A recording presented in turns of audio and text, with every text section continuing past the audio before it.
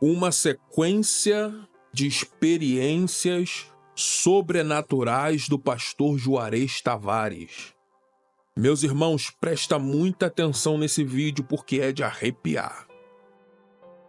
E eu me lembro que, certa madrugada, eu tive um sonho. Vou contar esse testemunho aqui. Pode contar. Tive um sonho, certa madrugada, e sonhei que eu estava fazendo uma rua de ouro. Fazia uma rua de ouro.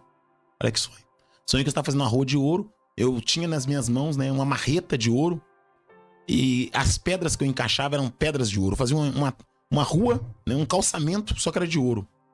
E eu sabia, na minha consciência, ajoelhado, fazendo com a marreta esse calçamento, eu sabia que essa rua de ouro, ela finalizava num oásis, numa água cristalina. Enquanto eu fazia essa rua de ouro, eu vi uma multidão andando nessa rua. Ela passava pelo caminho que eu já tinha feito. E nesse sonho, irmão Hugo, eu me deparei com um ser espiritual. E esse ser espiritual... Irmãos, eu conto isso aqui com todo o temor de Deus. Porque pelo ministério de relevância que Deus me deu hoje, eu não preciso criar, né, uma conversa para poder prender pessoas. Nem para ter engajamento, eu não preciso disso. Eu estou contando aqui um fato, algo que aconteceu comigo. Assim como eu comentei sobre a minha conversão, Sim. eu estou comentando aqui essa experiência espiritual. Eu falei que eu ia contar 2 experiências espirituais das inúmeras que eu tive. E eu me lembro que eu fazendo esta rua de ouro, uma multidão estava passando nessa rua de ouro. E me lembro que me deparei com um ser espiritual. E aquele ser espiritual fez um sinal me solicitando a marreta. Aquela marreta, aquela ferramenta que eu estava usando para poder colocar os engates. E quando eu vi aquele ser muito bonito, eu levei a mão para entregar para ele a marreta, irmão Hugo. Eu senti dentro de mim e disse comigo mesmo, se eu lhe der a marreta, como é que eu vou continuar a fazer a rua? Eu preciso da marreta. E eu me lembro que eu recolhi a mão e não quis entregar a marreta para aquele ser. E no sonho, aquele ser segurou na base da marreta e nós começamos a brigar no sonho. E naquela briga pela marreta e a multidão aproximando, eu me lembro que aquele ser, o rosto estourou, virou um lagarto. Debaixo do vestido saiu uma cauda, o pé estourou, virou um pé horrível daquele ser. Isso no sonho. Sim. E aquele ser pulou sobre mim. Quando ele pulou sobre mim, eu rodei na cama. E o quarto que eu dormia, ele era de pedra ardosa. Lá em Minas Gerais é muito usada a pedra ardosa, né? O estado do minério, meu estado. Quando eu rolei na cama, eu caí na pedra ardosa do quarto. Onde eu dormia na casa dos meus pais. No quarto no fundo. E quando eu caí no quarto, eu acordei. Aí já deixou de ser sonho e eu acordei. E quando eu acordei naquela madrugada, eu acordei com um ser sobre os meus peitos, apertando meu pescoço. Aquilo que era sonho, tornou-se uma batalha espiritual dentro do meu quarto. Tá ouvindo o que eu tô dizendo aqui? Aquilo que era sonho, tornou-se uma batalha espiritual dentro do meu quarto. Ouça isso, preste atenção. E eu me lembro que eu tentei repreender aquele ser e a minha boca não abria. E eu tentei repreender, e aquela luta no chão do quarto, irmão Hugo, no chão do quarto. Como eu estou te vendo aqui, literalmente, deixou de ser sonho, né? Quando nós giramos na cama no sonho, quando eu girei na cama brigando com aquele ser, eu caí no quarto e acordei. Quando eu acordei no chão, eu acordei com aquele ser em cima de mim, algo pressionando meu pescoço, tentando me matar. E eu tentando gritar, eu não conseguia gritar. E naquela madrugada, quando a minha boca abriu, eu repreendi aquilo. E aquilo estourou dentro do quarto. Aquele demônio estourou. E ficou um mau cheiro no quarto, um fedor de enxofre, um mau cheiro muito grande no quarto. Eu me levantei aquela madrugada, escuta isso. Eu me levantei aquela madrugada e fui até a cozinha, lavei o meu rosto no banheiro, que era do lado de fora. Fui até a cozinha, abri a geladeira, peguei uma maçã, comi uma maçã, não esqueço disso, comi uma maçã. Voltei até a grade da casa dos meus pais, porque eu sempre orei pelos meus vizinhos. Onde eu moro hoje, eu oro pelos meus vizinhos de baixo, do lado, do outro lado. Eu sempre orei pelos meus vizinhos. Sim. E eu me lembro que levantei as mãos ali, na varanda da casa, na grade da casa dos meus pais, e orei pelo bairro, orei pelas pessoas, orei a Deus ali um tempo e voltei pro quarto. E quando eu voltei pro quarto, irmão Hugo, escute isso. Quando eu cheguei debaixo do marco da porta do quarto que eu dormia no fundo da casa dos meus pais, eu me deparei com um homem assentado na minha cama. Tinha um homem assentado na minha cama. Assim como eu estou te vendo aqui, eu vi aquilo. Tá entendendo? Tinha um homem sentado na minha cama, com as pernas cruzadas, um anel no dedo, um relógio lindo, uma gravata linda, o cabelo bem penteado. Alguém já ouviu esse testemunho meu? E eu tentei entrar, eu não conseguia entrar. Eu tentei sair, eu não consegui sair. O meu corpo perdeu a força. Força para ir e vir. Eu fiquei debaixo do marco da porta do meu quarto. E aquele homem sentado na minha cama com as pernas cruzadas. E quando ele levantou a cabeça e olhou na minha direção, ele tinha os olhos, mas não tinha a menina dos olhos. Os olhos eram como se fosse de areia. Ele não tinha menina. Os dentes muito brancos, um sorriso muito branquinho. E ele estava com a Bíblia aberta na mão. Uma Bíblia aberta. E ele olhou para mim, levantou, colocou-se em pé dentro do quarto. E ele não andou, irmão Hugo, ele deslizou. Os pés dele não faziam movimento, esse movimento. Os pés dele deslizavam, ele deslizou até a minha pessoa. E quando ele chegou perto de mim com a Bíblia aberta, ele deu um sorriso e disse: Juarez, Juarez. Ele disse 2 vezes: Juarez, Juarez. Até quando você vai ser teimoso?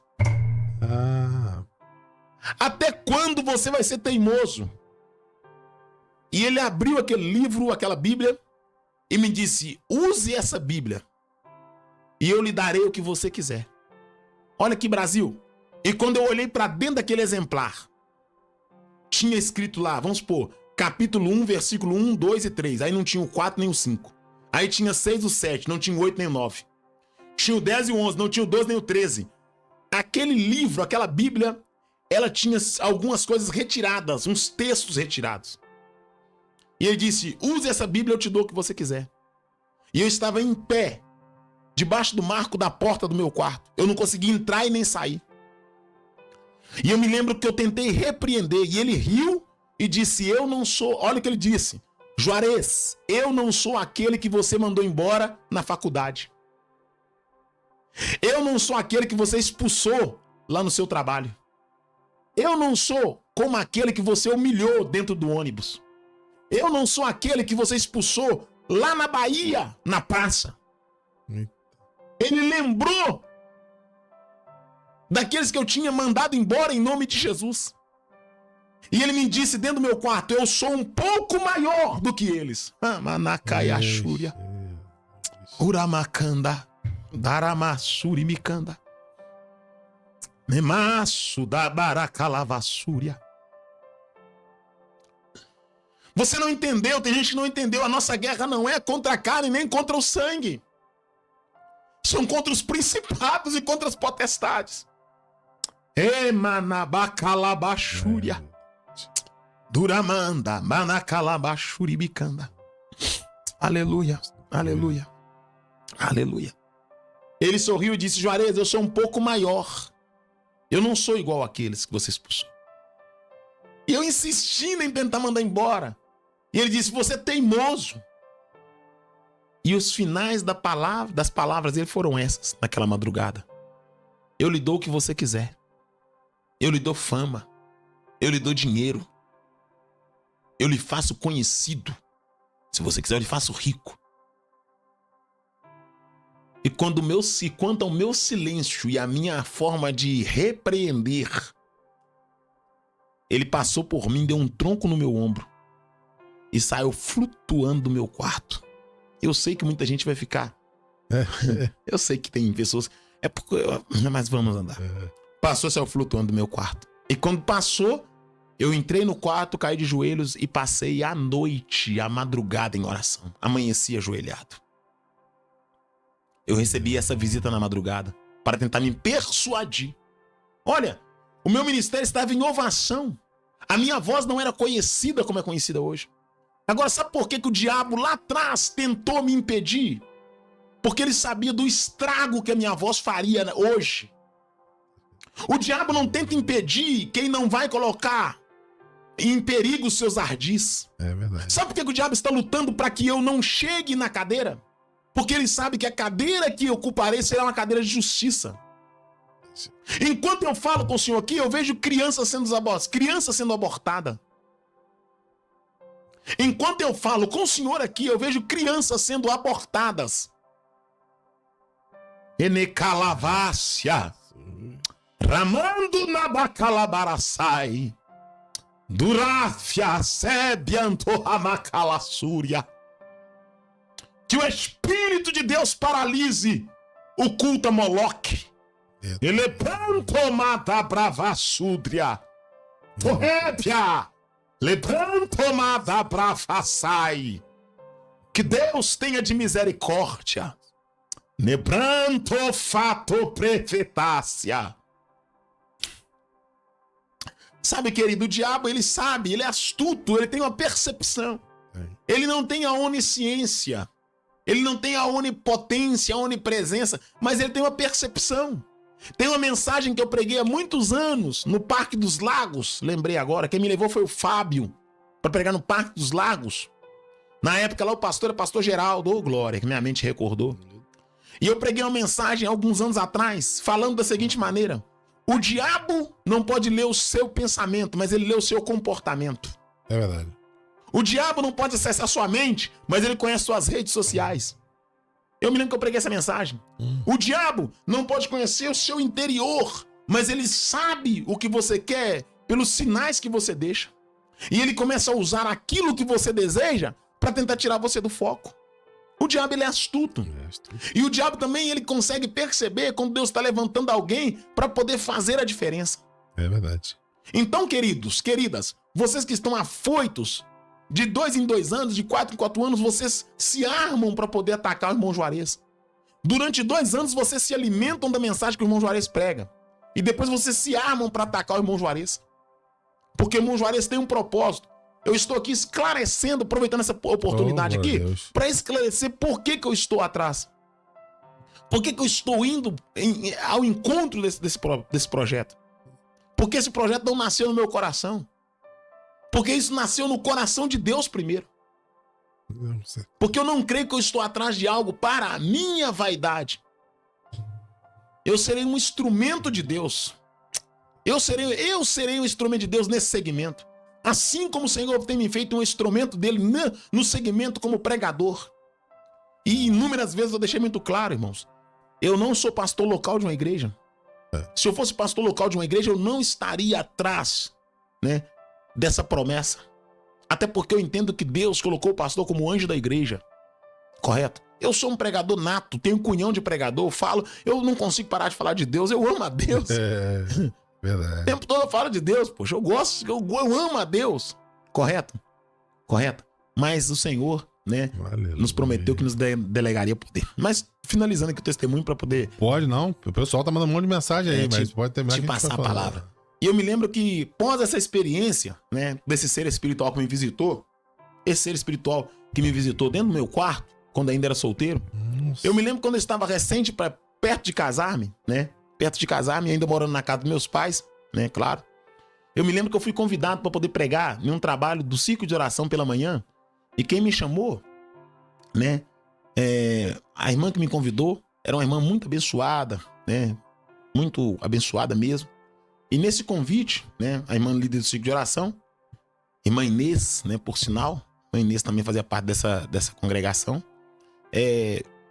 O trabalho era pela manhã, uma consagração pela manhã. Sim. E eu decidi, então, fazer um santo jejum ao Senhor, né? Porque eu não acredito que jejum tem que ser dito. O jejum que é dito não é jejum, pô. Jesus não mandou falar, eu tô jejuando, não. Jesus nunca, pelo contrário, mandou lavar o rosto. Pra que ninguém saiba. Então, tá vendo como nós somos equivocados? Quanto, né, as nossas práticas para poder ter crescimento espiritual diante de Deus?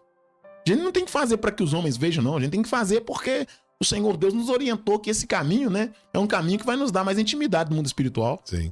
O jejum é uma forma de quebrar a minha carne para que o Espírito tenha mais liberdade através da minha vida. Sim. Eu não vou jejuar para ter um carro, vou jejuar para ser cheio do Espírito Santo. É verdade. Para ter mais sensibilidade. É verdade. O quebrar da minha carne aumenta a minha sensibilidade. É verdade. Quando eu me privo do pão, né, eu estou mais sensível ao Espírito de Deus. É verdade. Correto? Estou mais sensível. E eu me lembro que eu declarei um santo jejum, né, e levantei pela manhã bem cedo para poder ir pro trabalho do ciclo de oração, né, pela misericórdia de Deus. A irmã Alessandra que me convidou, né, e uma das presidentes do ciclo de oração, a irmã Inês, bairro Nazaré. E eu ia pregar no bairro Belmonte. Nazaré e Belmonte São bairros próximos ali também do bairro Goiânia, bairro Alvorada, naquela região ali onde eu fui criado. E eu me lembro muito bem que quando levantei pela manhã, fui até o banheiro, tomei o meu banho, peguei minha mala, que eu não tinha carro, pegava o carro da minha mãe emprestado. Não tinha carro próprio ainda, tinha o carrinho da minha mãe. Peguei minha mala e fui até a copa. Minha mãe e meu pai estavam tomando café. Os dois estavam tomando café naquela manhã e eu estava no santo jejum. Sim. Aí quando eu passei pelo meu pai, havia 15 dias, né, que eu tinha tido aquela experiência espiritual no meu quarto. Uns 15 dias, mais ou menos, 15, 20 dias. Não lembro de certos dias. Mas era recente aquela experiência que eu tive com um ser espiritual que apareceu dentro do meu quarto. Depois do sonho da rua que eu estava fazendo. Correto? E eu me lembro que passei por meu pai e minha mãe que estavam na copa tomando café pela manhã. Minha mãe disse, Juarez, toma café. Eu falei, não, muito obrigado, Deus abençoe. Aí meu pai disse, tome café. Eu falei, não, pai, Deus abençoe, satisfeito. E eu continuei passando, e quando eu estava passando, a minha mãe mais uma vez disse, tome café. E quando ela disse, tome café, o cabelo da minha mãe arrepiou na hora. Minha mãe pegou a faca e cortou o queijo com a brutalidade. Fincou, e a voz dela mudou. E a voz dela disse, eu odeio o seu jejum. Eu não suporto a sua consagração. Quebra esse jejum agora. Jesus. O inimigo falou na boca dela. Jesus. O rosto dela mudou. O cabelo esgandanhou. E a voz dela alterou. E eu percebi a fúria do inimigo por causa daquele santo jejum. E prontamente eu disse, o Senhor lhe repreenda. E o cabelo dela voltou ao normal. Ela baixou a faca e deu um sorriso e disse, fica tranquilo, meu filho. E eu prossegui com a minha maleta, fui até o carro.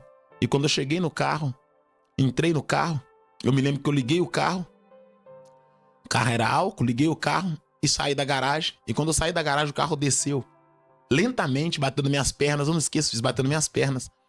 Olha que coisa tremenda. E eu consegui enfiar a mão e puxar o freio de mão do carro correndo, né? Entrei no carro, depois de passar por aquela tribulação dentro de casa, o carro quase mesmo, meu próprio carro da minha mãe, ia me atropelando na porta da garagem da minha mãe. E eu falei, que é isso, gente? Pelo amor de Deus! E eu me lembro muito bem que entrei no carro, fui pra congregação do Bairro Belmonte, irmã Alessandra me recebeu, irmã Inês, e quando eu entrei, subi pro altar, Deus levantou uma irmã no círculo de oração e disse, o meu adversário, hoje, levantou com fúria contra a tua vida, ô glória, porque decidiste consagrar a mim, ô glória, mas eu sou teu Deus e tenho te dado livramento para que cumpra com o chamado que eu tenho sobre ti. O mundo espiritual, ele rege o mundo físico. As coisas acontecem primeiro no mundo espiritual, depois no mundo físico. Batalhas espirituais existem e acontecem a todo momento. Se você ainda não conhece o canal Café na Palavra, se inscreva, porque esse podcast ele foi retirado lá desse canal, esse corte, né, na verdade. Se inscreva lá no canal Café na Palavra e você vai poder assistir esse vídeo completo do pastor Juarez Tavares. Batalhas espirituais existem e fazem parte da nossa vida todos os dias. Todo cristão já enfrentou algum nível de batalha espiritual, seja em sonho, seja de maneira física, seja dentro da sua casa. Em algum momento da história, nós enfrentamos ela. Só que o mais incrível de tudo isso, ou talvez o mais afirmativo de toda a batalha espiritual, é que o inimigo, ele sempre tenta derrubar, ou sempre tenta afrontar, ou sempre tenta amedrontar aqueles que estão debaixo do propósito de Deus. Sempre que uma batalha espiritual se levantou na história, ela tinha o propósito de trazer algum tipo de destruição. Quem não se lembra de Golias quando afrontou Israel? Quando ele afronta Israel, o propósito dos filisteus era tomar a cidade de Jerusalém, era tomar aquele local para poder exercer governo. Entenda, aonde a igreja está ali se estabelece autoridade espiritual. E o inimigo sempre vai tentar fazer alguma coisa para tentar tomar a autoridade espiritual deste lugar. Mas enquanto a igreja se posicionar, o inimigo não terá local de exercer sua autoridade, porque a maior autoridade na terra é a igreja, e a igreja é regida por Cristo. Se esse vídeo falou teu coração, deixa o teu like. Nos siga também para mais vídeos. Que Deus abençoe tua vida poderosamente.